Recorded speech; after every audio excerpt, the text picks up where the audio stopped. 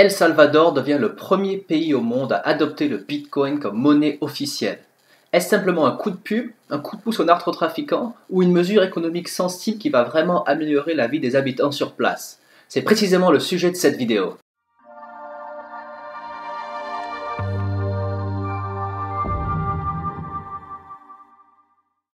Un des aspects les plus importants de l'adoption du Bitcoin comme monnaie officielle n'est pas le fait que le Bitcoin sera utilisé comme moyen d'échange ou comme réserve de valeur, mais plutôt c'est l'utilisation du réseau Bitcoin qui permettra d'améliorer la vie des gens. Et je souhaite focaliser sur un point essentiel de l'adoption du Bitcoin à El Salvador, qui est finalement l'envoi des rémittances. Et on va voir dans cette vidéo que l'adoption du Bitcoin permettra de faciliter l'envoi des rémittances et d'améliorer la qualité de vie des habitants d'El Salvador. Commençons donc par parler des rémittances. Les envois de fonds, communément appelés les rémittances, sont des transferts d'argent effectués par des migrants qui travaillent dans un pays étranger et qui renvoient de l'argent à leur famille dans leur pays d'origine.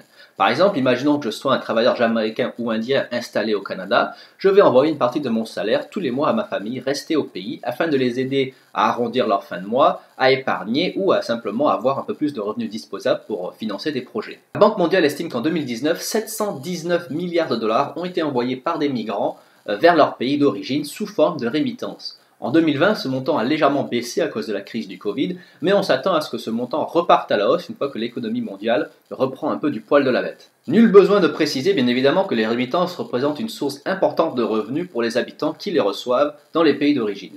Dans le top 10 des pays qui reçoivent le plus de rémittances au monde, on trouve des pays comme l'Inde, la Chine, le Pakistan, le Bangladesh ou encore le Nigeria. Il est important également de noter qu'une grande partie des rémittances, environ un quart, sont envoyées depuis les États-Unis vers le reste du monde, donc la majorité des transferts se font en US dollars. Selon le FMI, les rémittances sont très importants pour les pays qui les reçoivent, puisqu'ils permettent d'élargir le champ de la consommation sur place et également de créer des opportunités d'emploi dans les pays qui reçoivent les rémittances, puisqu'il y a plus d'argent disponible dans l'économie, ce qui est un bon moteur de croissance économique. En outre, les rémittances sont une source de revenus très stable pour les gens qui les reçoivent, puisqu'ils ont tendance à augmenter chaque année, contrairement à l'aide pour le développement ou aux investissements étrangers. D'ailleurs, dans certains pays, les rémittances représentent plus d'un quart du PIB national. C'est le cas par exemple en Haïti où les rémittances représentent 29% du PIB, au Kyrgyzstan, au Tadjikistan, d'autres pays comme le Liberia où les rémittances, le taux des rémittances dans le PIB représente plus d'un quart, parfois près d'un tiers du PIB total. Donc c'est un sujet majeur. Et à El Salvador, donc qui est le sujet qu'on va étudier dans cette vidéo, les rémittances représentent 23% du PIB et on estime que 70% des habitants d'El Salvador reçoivent de l'argent de l'étranger, puisqu'aux États-Unis, il est également estimé que 80 à 85% des immigrés salvadoriens qui travaillent aux États-Unis envoient de l'argent à leur famille tous les mois. C'est donc un enjeu absolument majeur pour les habitants de ces régions. Mais alors, où est le problème? Si les migrants qui travaillent dans les pays étrangers renvoient de l'argent à leur pays d'origine, normalement tout roule. Eh bien non, il se trouve que les rémittances actuelles ont deux gros problèmes majeurs. Le premier, c'est le temps, c'est-à-dire qu'envoyer de l'argent à sa famille, ça prend du temps. Il faut se déplacer jusqu'à un bureau Western Union ou MoneyGram, il faut faire la queue, il faut remplir des papiers, ensuite il faut rentrer chez soi. La personne qui reçoit l'argent doit parfois attendre quelques jours ou quelques semaines pour recevoir l'argent dans certains cas. Ils doivent également se déplacer au bureau Western Union, aller retirer l'argent, et cela est très chronophage, ça prend beaucoup de temps. Le deuxième point négatif des rémittances, ce sont les frais. Alors les frais sont absolument énormes et selon une étude d'un site internet que j'ai consulté, ils disent qu'en moyenne, les frais d'envoi sont d'environ de 10%, mais qui peuvent être bien supérieurs si les gens passent par des transferts bancaires. Donc dites-vous bien que dans un pays comme El Salvador, où le PIB par habitant est beaucoup plus faible qu'en France, quelqu'un qui reçoit 200 dollars par mois, mais qui est auquel on retire 20 dollars de frais, il reçoit que 180 dollars au lieu de 200, cela peut avoir un énorme impact sur son niveau de vie. Donc les gens sont très sensibles aux frais et Western Union et MoneyGram prélèvent des frais énormes qui peuvent aller jusqu'à 30% dans certains cas. Donc rendez-vous compte que quelqu'un qui dépend de l'argent de l'extérieur pour survivre et qui reçoit une somme qui est amputée de 30% de frais, cela est absolument conséquent. Donc les méthodes d'envoi traditionnelles des rémittances souffrent de ces deux points négatifs qui sont le temps et les frais. Un article qui m'a vraiment frappé la semaine dernière, qui m'a poussé à produire cette vidéo, qui disait que Western Union et MoneyGram pourront perdre jusqu'à 400 millions de dollars par an en frais de rémittance uniquement envoyés vers El Salvador par les travailleurs migrants à leur famille. Donc c'est une somme absolument colossale. Ça, c'était une somme qui avait été citée par le président Nayib Bukele. La Banque mondiale est sortie derrière en disant que la somme réelle qui serait perdue en frais par Western Union et MoneyGram avoisinerait plutôt les 170 millions de dollars. Mais néanmoins, ça représente des sommes faramineuses. Donc si les habitants d'El Salvador peuvent, grâce à l'adoption du Bitcoin, économiser autant d'argent en frais d'envoi, cela pourra évidemment avoir un énorme impact sur leur qualité de vie.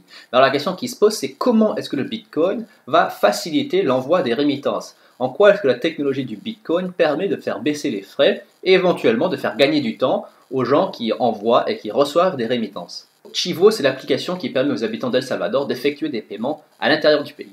Par contre, pour envoyer des remittances depuis l'étranger, l'application qui est utilisée s'appelle Strike.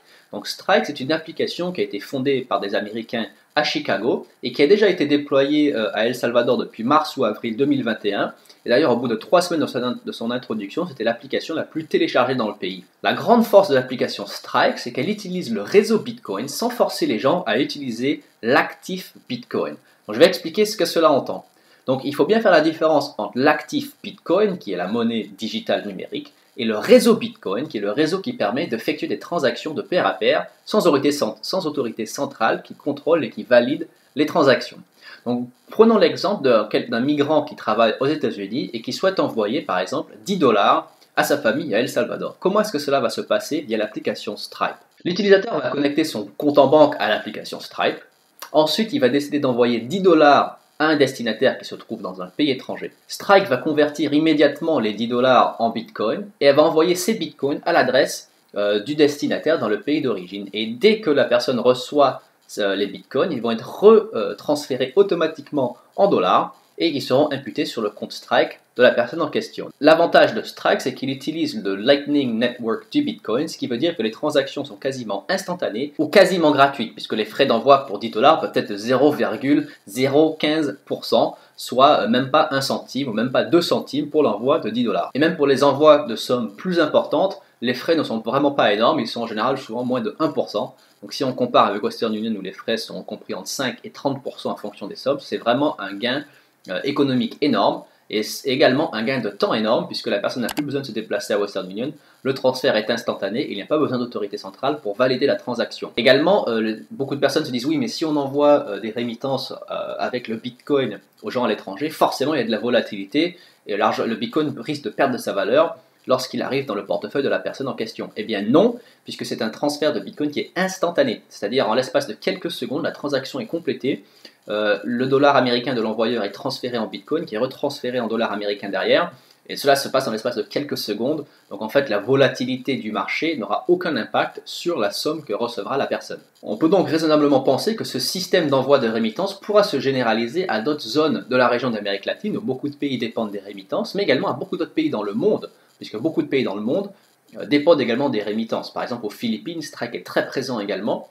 et beaucoup de pays dans le monde sont en train de réfléchir à suivre l'exemple d'El Salvador et également d'adopter le Bitcoin comme monnaie officielle. Et je pense que dans certains mois à venir et dans certaines années, on verra de plus en plus de pays qui vont adopter le Bitcoin comme monnaie officielle, puisque justement cela permet de faciliter les échanges, l'envoi des remittances, l'envoi d'argent, les conversions d'argent en temps réel.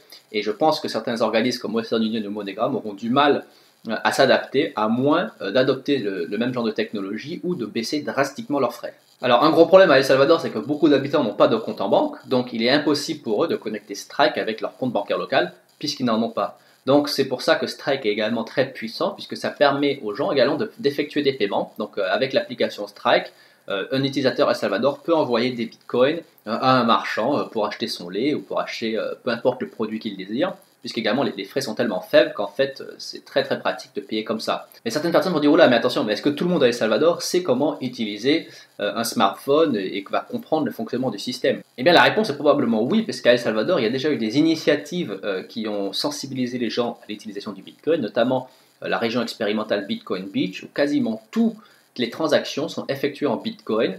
Et c'est un grand succès. Et en réalité, utiliser une application comme Strike, c'est extrêmement facile. C'est pareil que si vous utilisez votre compte bancaire, où en quelques clics, vous pouvez faire des opérations. Et donc, c'est vraiment à la portée de la masse en général et du public au sens large. Donc, tout à fait, il se peut que cette technologie soit utilisée par un grand nombre d'habitants à El Salvador. Alors on peut dire ce qu'on veut de la décision d'El Salvador d'adopter le Bitcoin comme monnaie officielle. Certains vont dire que ça permet aux narcotrafiquants de laver leur argent. D'autres vont critiquer le système de moyens de paiement du Bitcoin parce que le Bitcoin est un actif volatile. Mais il passe à côté d'un aspect très important qui est le fait que le Bitcoin est également un réseau qui permet de faire des échanges de pair à pair sans passer par des autorités centrales. Et le problème de la rapidité des transactions, du nombre de transactions par seconde que le réseau peut supporter, est en partie résolu par le Lightning Network qui permet aux utilisateurs de faire des échanges entre eux de façon quasiment instantanée et sans frais. Ceux qui ont étudié la question se rendent bien compte, et Dante Mossi, qui est le président exécutif de la Banque caribéenne pour l'intégration économique, a bien dit que l'expérimentation au El Salvador est très intéressante et pourrait se généraliser à l'ensemble de la région, à condition que l'infrastructure technologique soit bien mise en place, qu'il y ait un bon cadre juridique qui réglemente tout ça, mais que c'est un projet très prometteur et comme j'ai déjà dit, beaucoup de pays sont en train d'étudier la possibilité d'adopter le Bitcoin comme monnaie officielle et on pourrait voir cette tendance s'accélérer dans les mois et les années à venir. Voilà donc pour la vidéo d'aujourd'hui, j'espère qu'elle vous a plu, j'espère que vous a permis d'en savoir un peu plus sur les raisons d'El Salvador d'adopter le Bitcoin comme monnaie officielle. Il sera intéressant de voir comment le système des rémittances va fonctionner à moyen terme et à long terme. Est-ce que cela va être adopté en masse par les gens? Est-ce qu'il y aura des problèmes techniques? Est-ce que ce sera un succès foudroyant? Et on verra bien ce qui va se passer. Néanmoins, n'oubliez pas de laisser un pouce bleu en dessous de cette vidéo. Abonnez-vous à ma chaîne pour être notifié des futures publications. Et enfin, laissez un commentaire pour me faire part de vos commentaires et de vos observations. Merci d'avoir regardé cette vidéo et à bientôt.